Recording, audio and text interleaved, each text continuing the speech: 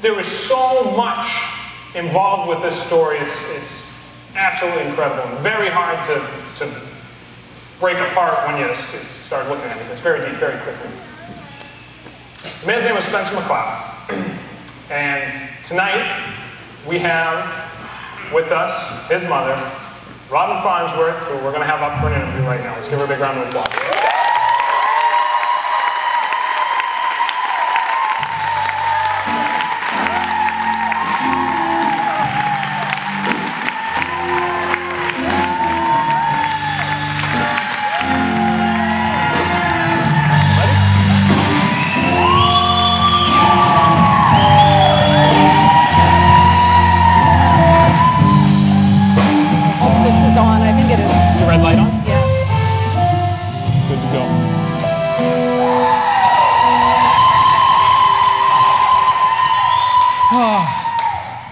I do need to start this out by just saying, I hope you know that I pray for you.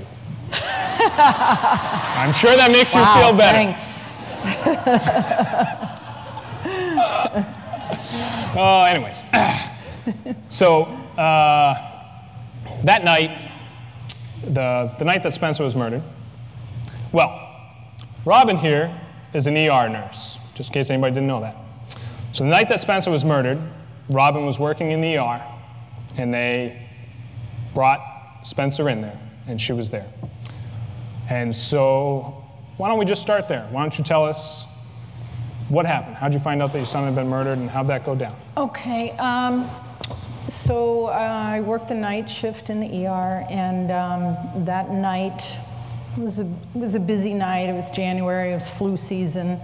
Right around 3, everything was starting to quiet down, and you know, everybody was just kind of hanging out by the nurse's station.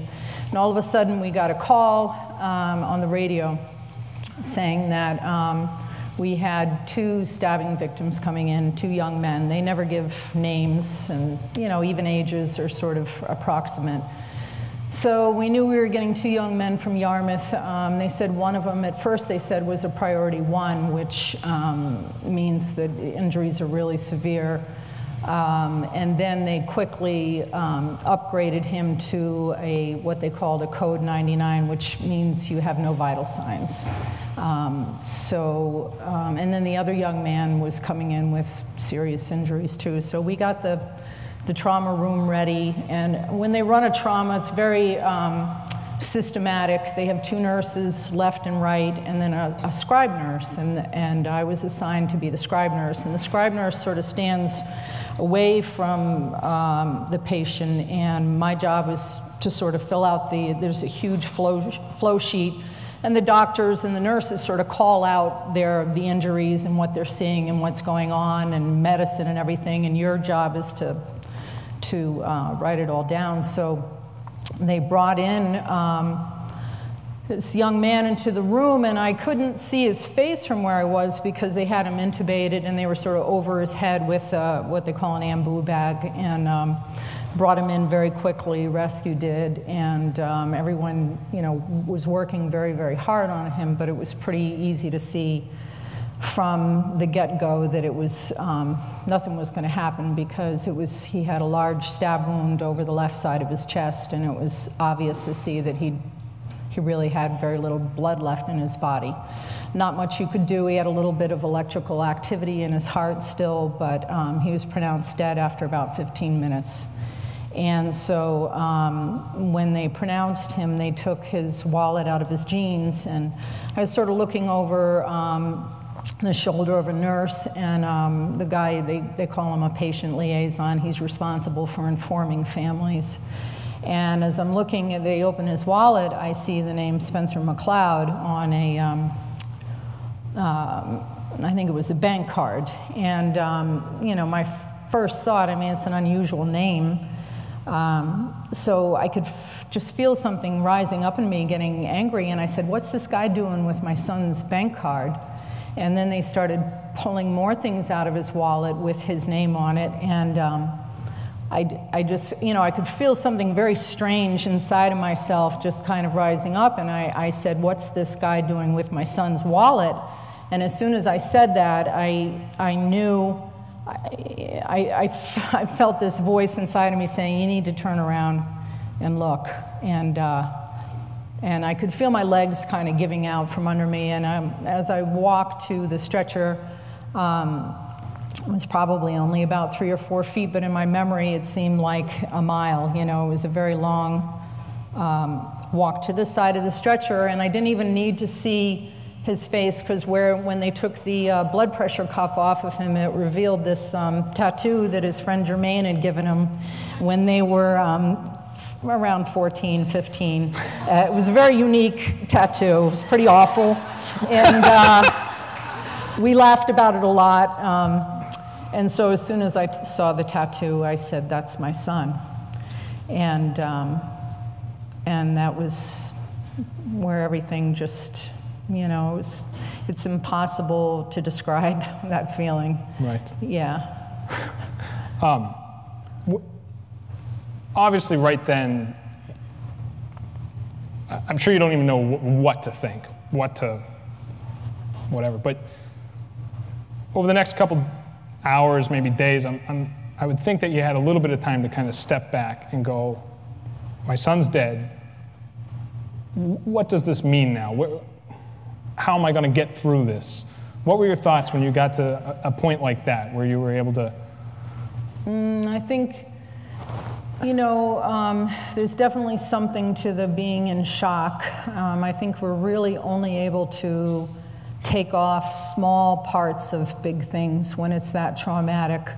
You know, it just seemed like I was sort of, I understood what had happened, but I didn't understand it. You know, it was just too much. I knew instantly that everything in my life was changed and over, that nothing would ever be the same. I knew that I would never be the same. I knew my family would never be the same. I knew all my relationships. I knew instantly the way that I saw God would always change. It was like having everything just wiped out in one sweep. And it was just, you know, I remember so clearly going home that morning as the sun was coming up. It just seemed so bizarre. I could hear helicopters overhead. They were landing a SWAT team down the street at the state police barracks, and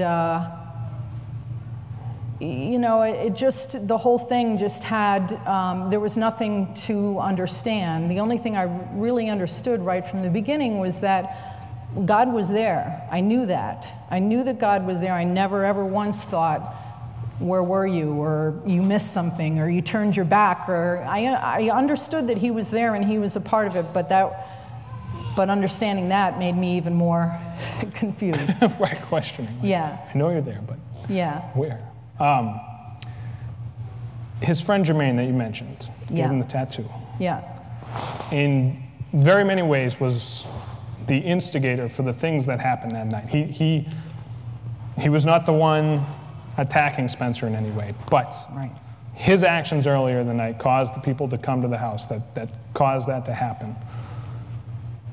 So in not so many words, he was responsible to a certain extent for what happened. When you talked to him finally, did you know that he was responsible, and how did you find out, and what were your thoughts towards Jermaine when that happened? Like that? Yeah, I hadn't spoken to Jermaine in many years. He and Spence had been, you know, really, really good friends when Spence was on doing his little crime spree at age 13, 14, 15. The first time I met Jermaine, he was introduced as Jermaine, and the next day he was introduced as Julio, and I thought, there's something kind of weird here. He was 14, and when Spence got saved at age 16, there was something about Jermaine that Spence had a heart for all of his old, you know, friends, but there was something about him where I know he really prayed and prayed and prayed for this kid, and when he'd run into him, he'd be so happy, you know, when he just, you know, ran into him in various places. And so the phone rang, I think it was the day after Spence died, and I was having all my calls screened because I just really didn't want to talk to anyone. And my husband said, it's Jermaine. And I said, I'll take that call. And I really didn't know details, you know, some pieces were coming together about what happened, but I didn't know much about what had happened yet. And he said to me, he said, you deserve to know the truth. I take full responsibility for your son's death.